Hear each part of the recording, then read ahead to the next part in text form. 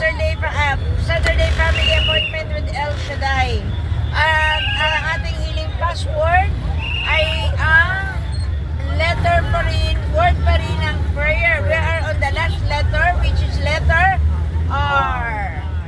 The first R goes to our very own sister Flor for money. Ganda ng first R, oh.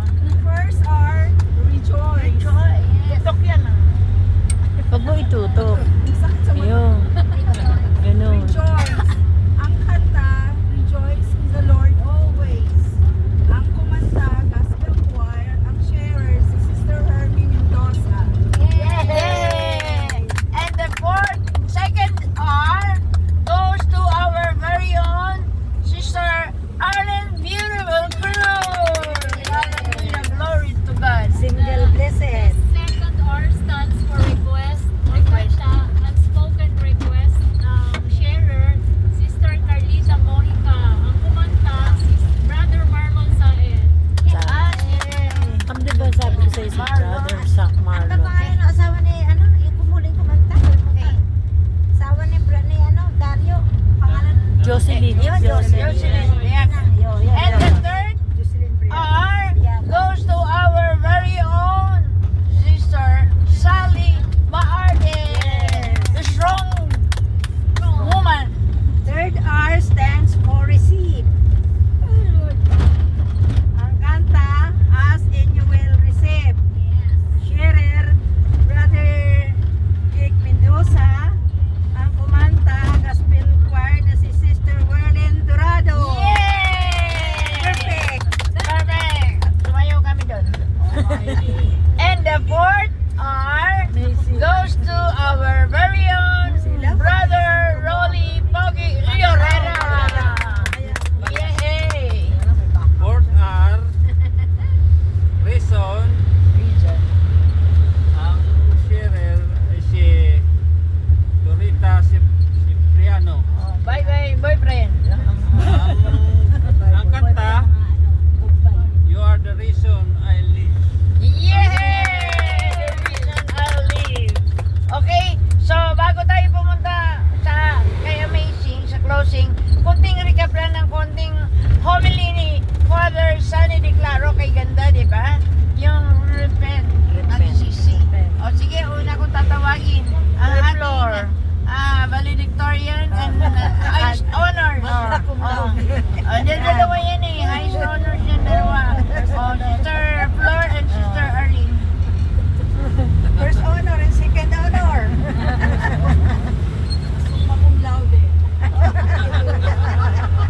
Sige, summa cum laude. Magna cum laude.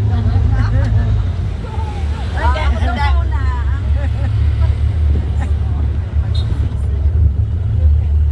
Repent. i-share ko, tungkol nito sa buhay ko ulit, yung repentance. Nung kabataan ko siguro, masasabi kong may kukunik ko sa na-experience ko. Kasi nung kabataan ko, parang malayo ang loob ng tatay ko sa akin. As in, sa amin namin magkakapatid, ako yung laging may tama. Tama sa ulo, tama sa likod. Madali sabi, laging napapalo. Ang pinagtataka ko kung bakit ganon. Kasi sumusunod naman ako. Pag sinabing huwag lumabas, huwag lumabas. Pag galing sa school, diretso sa bahay. Pag sinabing meron akong hihintay, nakasama ako sa honor roll. Pag sinabing wala, wala. Tigil ako. Ngayon, bakit ako nakakaranas ng pananakit? Ang sabi ko, kasi bata pa na, nagsisimba na talaga ako dahil sa nanay ko. Ang sabi ko, Lord, bakit ganito? Na lagi na lang ako nasasaktan. Sabi ko, anak ba ako? Sabi ko, anak ba ako? Sabi ng nanay ko, anak naman daw ako. Sabi ko, bakit gano'n? No? Ngayon, lumaki ako hanggang sa high school. Ginawa ko naman lahat para makuha ko yung attention ng tatay ko. Hindi pa rin hanggang sa nag-working student ulo ni ako. Ma- Ang dami ulo ni ang dami Manang niya Pin. sinasabi sa akin na nagagalit siya. Hindi ko maintindihan talaga.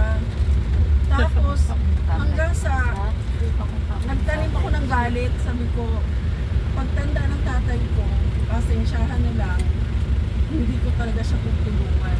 Sabi ko, ganito ang ginawa niya sa akin, babalik ko sa kanya pag dating ng panahon na tumanda siya. So madaling sabi po, tumanda na po ang tatay ko. Ito na po ang nangyari. Dumating sa punto na naghihingalo siya. Sa anin namin magkakapatid, dahil bunso po ako, noong time na yon na naghihingalo siya, ang hindi ko maintindihan bakit pangalan ko ang tinatawag. Ikaw ang bunso Sabi eh. niya, hanapin daw ako dahil ako nasa kapatid ko, pauwiin daw ako. Kasi ano, Tapos ang sabi ko, sige, uuwi ako. Tapos naabutan ko talaga yung tatay ko na sabi, ikaw na ba yan? Sabi ko, ako to. Sabi niya, dalhin mo ako sa ospital. Sabi ko, bakit ako? Diretso ng mga kapatid ko. Sunod pa rin ako. Kahit naglalit ako, ano pa yung respeto? Dinala ko sa madaling sabi, buti na lang, ospital na ano, kilala ko yung doktor. Sabi ko, pakiano ko, pakitulungan ko kasi tatay ko yan. O sige, tulungan sa madaling sabi. Ngayon, yung galit ko, hindi pa rin nawawala. Hanggang sa umatin na ako ng LSSS, Charismatic. yun yung una kong iniyak. Sabi ko, Lord, sabi ko, kailangan makalaya ako nito kasi ang hirap mabuhay ng may galit. Lalo na ang galit para sa magulang mo. Ang sabi ko, Lord, sila ko. Kasi ang hirap, alam mo, hindi ako makakaano sa gusto kong mangyari sa buhay ko. Dahil may bigat na dala-dala ako.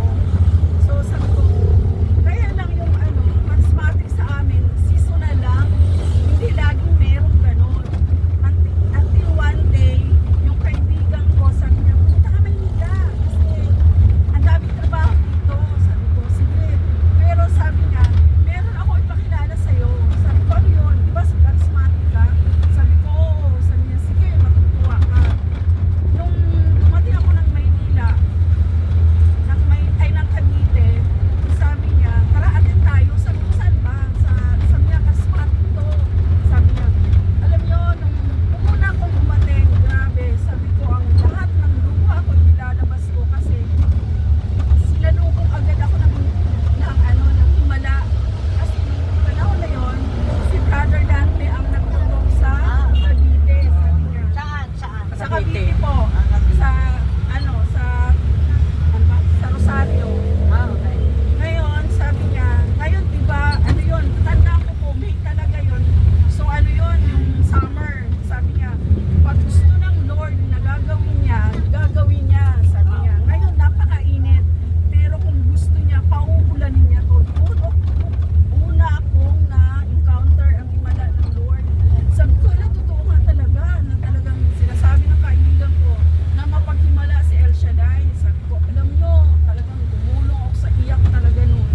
Kasi nung ko pa talaga hinahanap na yung regular na maaatilan sa charismatic, eto na nga yung El Shaddai. Sabi ko, alam nyo, unang nag-flashback sa akin yung tatay ko. Sabi ko, ito na po, yung magiging kasagutan ng aking kahilingan na maano na ako, makawala na ako sa galit. Sabi ko, Lord, ito na po yun. Ipapangako ko na pagkahalimbawa okay na ako, aatin ako lagi sa inyo. Sabi ko, Lord, tulungan niyo naman ako.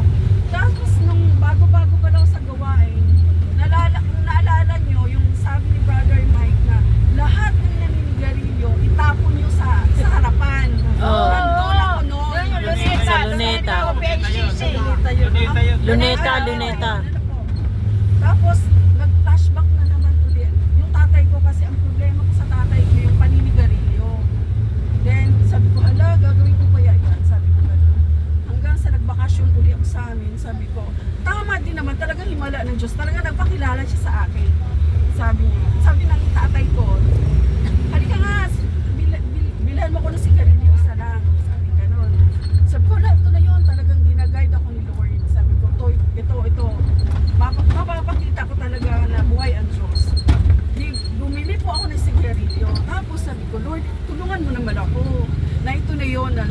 maniniwala sa'yo. Di habang hawak ko ang sigarilyo, sabi ko, Lord, tinataas ko, Lord, kung paano ka nagmilagro sa Luneta, gagawin mo rin po sa akin. Sabi ko, kasi ang problema ko talaga, maya't maya may sakit ang tatay ko dahil sa sigarilyo, dahil sabi na yun ng doktor. Ang sabi naman niya sa akin, hindi daw niya alam kung paano pigilan ang sigarilyo. Ngayon, bilang anak at nagmalasakit sa kanya, kung anong problema niya, problema ko rin. So, kailangan matigil na yung problema. Kaya sabi ko, Lord, sabi na po, pagbigyan niyo naman po ako. Alam niyo po, sa totoo lang, grabe ang kilabot ko kasi nung sinimbihan niya ang sigarilyo, talagang tinitigan ko siya. Nung sinimbihan niya ang sigarilyo at inano, nagalit ngayon. Sabi niya, saan ka po bumili ng sigarilyo? Sabi ko, doon, sa sinasabi niyo. Sabi niya, bakit ganito ang lasa? Sabi ko, ay, hindi ko alam. Sabi ko, gano'n. Sabi niya, sige, bumili ka ulit doon sa iba. Sabi ko, di, bumili na naman ako. Sabi niya, di pagdating ko, tinaas ko ulit yun. Sabi ko, Lord, ito, pangalawa na to. Sabi ko, ito na yung end ng paninigarilyo ng tatay ko. Aakinin ko yan. Sabi ko, gano'n. Alam niyo, kung ano yung sinabi niya ng una, sinabi niya ulit yung pangalawa. Alam niyo, nakita niya ako umiyak. Sabi niya, bakit ka umiyak? Sabi ko, wala lang. Sabi ko, wala. Sabi niya, ano naman, ano ba ginawa mo sa sigarilyo? Sabi ko, wala. Talagang hindi niya magagamit. Sabi ko, hala. Sabi ko, look, wala na talaga ang Diyos kasi yung ano ko, yung dasal ko talaga. Kasi alam na, kahit ginanon ako ng tatay ko, nagagalit ako, naaawa pa rin ako sa kanya kasi dahil tatay ko siya. Tapos ginawa yun ng Lord sa buhay ko, sa na-encounter ko. Yun talaga yung pinagpasalamat ko. Sabi ko, babalik uli ako ng Maynila. Lalo kong pupursigihin na mag-a-attend at maniniwala at i-spread ko yung kabutihan ng Lord. Kaya salamat sa Masarap naman Lord. katutuon nito. Salamat Praise sa the Lord. Kasi yung himala nandun. Tapos alam nyo, ako yung tipong hindi nagsasalita, hindi ako nag-ano. Umaatin lang ako, umaatin. Ano ba ginagawa ko doon, Lord? Sabi niya, umaatin. Alam niyo po, hindi ko na malayo na ang dami na pala namin. Wala po akong sinabi sa kanila, uy, punta kayo sa gawain ha. Yung sabi lang na, saan ka ba nagpupunta? Pwede ba sumama? Alam niyo, yung isang sarili kong katawan, alam niyo, dumami yun. Yun Amen. talaga ang pinagpasalamat ko sa Lord. Wala akong effort noon na makamating kayo. Hanggang sa tumagal ako sa Cavite, dumami po kami. Hindi na ako nag-iisa, kundi ang dami ko nang kasama.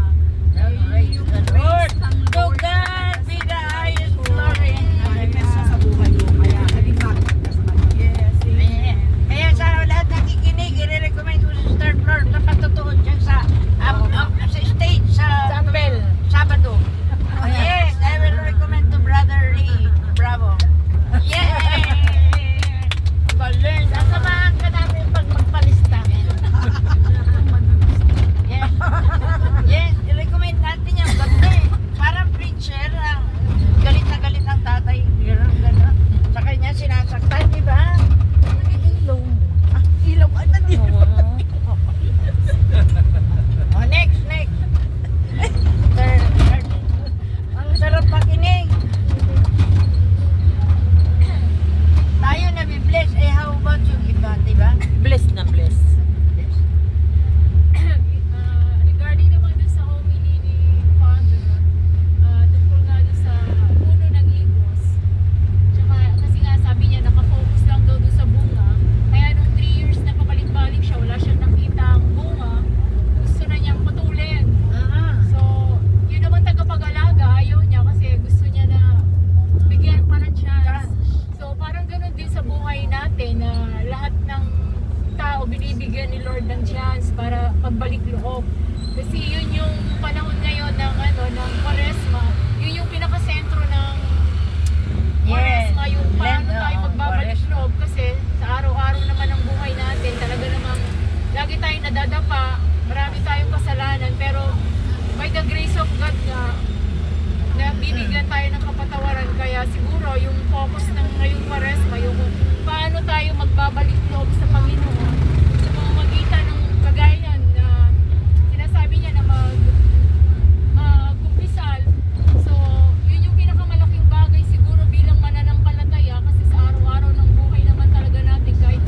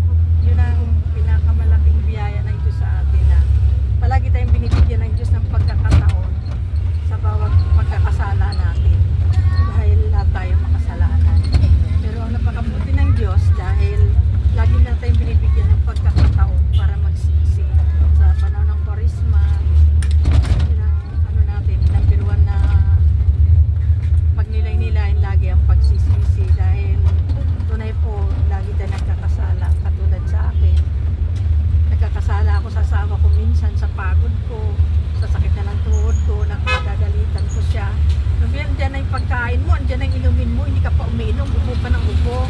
Umahawa na yung lalamunan mo kung uminom ka kasi nandiyan na eh. Hindi ka kasi umiinom ng tubig eh. Kailangan ka pang subuan, hindi napapagod na.